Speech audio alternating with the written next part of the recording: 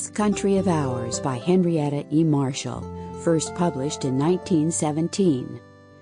Part 4, The Stories of the Middle and Southern Colonies.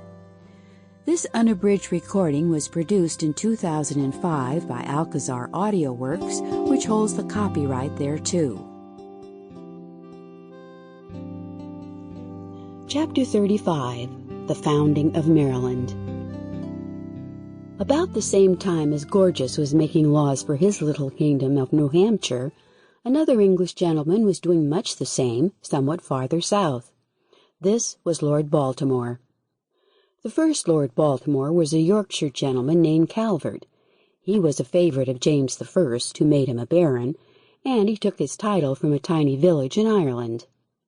Like so many other men of his time, Lord Baltimore was interested in America and wanted to found a colony there.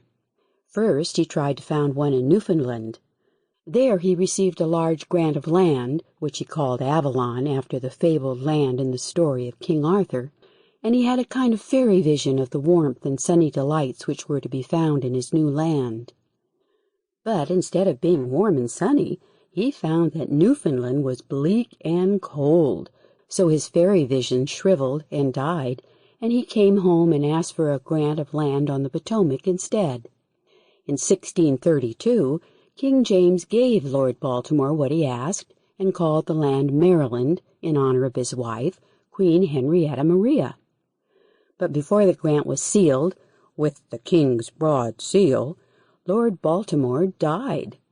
Not he, therefore, but his son, Cecilius, was the first Lord Proprietary of Maryland, and for his broad lands all he had to pay to King James was 2 Indian arrows, to be delivered at Windsor Castle every year on Tuesday in Easter week.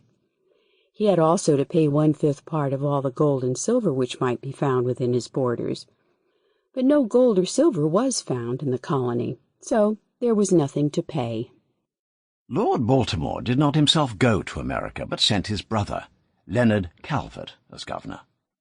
Maryland was not founded like the Puritan colonies for religious purposes, but like New Hampshire, merely for trade and profit. But in those days, religion and religious strife entered into everything. So it did into the founding of Maryland. Sample complete.